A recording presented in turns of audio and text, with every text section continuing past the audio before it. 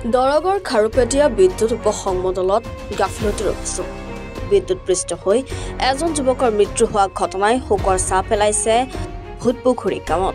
দীৰ্ঘদিন ধৰি ভূতপুখুৰী গাঁৱত তললৈ ওলমি আছে উচ্চ ক্ষমতা সম্পন্ন বিদ্যুৎ পৰিবাহিতাৰ।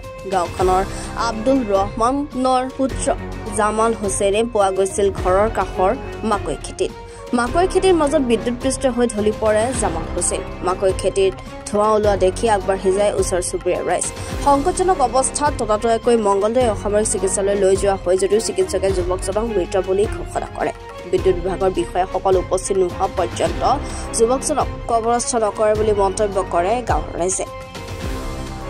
আজি আমাৰ ভূতপুখুৰী যিখানি মানে এটা দুৰ্ভাগ্যজনক কথা যে আমাৰ খাৰুপেটীয়া লাইনমেন যিমান লাইনমেন আছে আৰু আমাৰ ইঞ্জিনিয়াৰ ছাৰ যিটো আছিল আগতে, আমি এই লাইন ইঞ্জিনিয়াৰ ছাৰক আমি জনাইছিলোঁ যে আমাৰ এই ভূতপুখুৰী এনেকুৱা ধৰণৰ মানে আপোনাৰ লাইনে তাৰকেইটা এনেকুৱা একদম তলত ঝুঁকি আছে। কিন্তু কোৱাৰ পাছত তেওঁলোকে আহি কেনে কোনো ধৰণৰ আমাৰ মানে ৰাইজৰ হৈ এটা কাম কৰা নাই। যদি এক দুদিন আহিছিলে আহি কৈছে যে আমি কামখিনি কৰিম, কিন্তু কৰাৰ আগত আমাৰ উপযুক্ত যিটো আমাৰ প্ৰাপ্ত ধন মানে আমাৰ পইচা দিলেহে আমি কৰিম, নহ'লে আমি নকৰোঁ।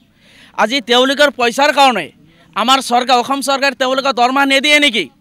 তেওঁলোকক দৰমহা নিদিয়ে নেকি? আজি পইচাৰ কাৰণে আজি এনেকুৱা ল'ৰা এটা আজি ঢুকালে আমাৰ গাঁৱৰ ভিতৰত, যে আজি তাৰ মা আছে, তাৰ দেউতা ঢুকালে, তাৰ মা আছে আৰু সৰু সৰু বাচ্চা ল'ৰা আছে। এই ল'ৰাটো এই ঘৰখন এনেকুৱা ইমান কষ্ট কৰি মেহনত কৰি খুৱাইছিলে, আজি এই ঘৰৰ অৱস্থাটো কি হ'ব?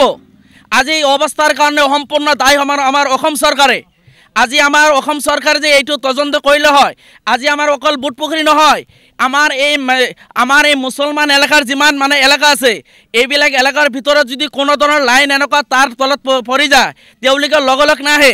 আজি যেতিয়া 1 ঘণ্টাৰ আগৰ পৰা আমি লাইনমেনত ফোন কৰি আছোঁ, আমি অফিচত ফোন কৰি আছোঁ, তেওঁলোকে আমাৰ ফোন ৰিচিভ নকৰে। আজি এতিয়ালৈকে এটা মানুহ লাইনৰ অফিচৰ পৰা আহি কেনে আমাৰ খবৰ লোৱা নাই বা ফোনতো খবৰ লোৱা নাই। আমাৰ এটা দুৰ্ভাগ্যজনক কথা যে আজি আমাৰ এইখিনি জেগাত এনেকুৱা এটা অৱস্থা হৈ গৈছে যে আমাৰ গোটাই ৰাইজে এনেকুৱা হাহাকাৰ কৰি আছে এইটো পৰিয়ালৰ মুখৰ ফালে চাই কেনে। আজি এই পৰিয়ালটোৰ হৈ আমি গোটাই ৰাইজে একেলগ হৈছোঁ, যেতিয়ালৈকে এইটোৰ আমি ন্যায় নাপাওঁ আৰু ন্যায়ৰ ব্যৱস্থা নহ'ব, আমি এই লাষ্টটো আমি দাফন কৰিবলৈ আমি গোটাই ৰাইজ আমি নেদোঁ। হয় না নহয় ৰাইজে কওক? যদি আমাৰ উপযুক্ত আমাৰ যিটো ন্যায়, এই ন্যায়খিনি দিয়াৰ পাছতহে আমি এই লাষ্টটো দাফন কৰিব দিওঁ। নহ'লে লাইন অফিচৰ পৰা আমাৰ ইঞ্জিনিয়াৰ ছাৰে আহিব লাগিব আৰু SDO ছাৰ আহিব লাগিব। আহাৰ পাছতহে আমি যি ব্যৱস্থা কৰিব লাগে আমি গোটাই ৰাইজে এইটো সিদ্ধান্ত ল'ম। নহ'লে আমি আগন্তুক এতকাৰো ভয়ংকৰ আমি আন্দোলন চলাবৰ কাৰণে আমি বাধ্য হৈ যাম।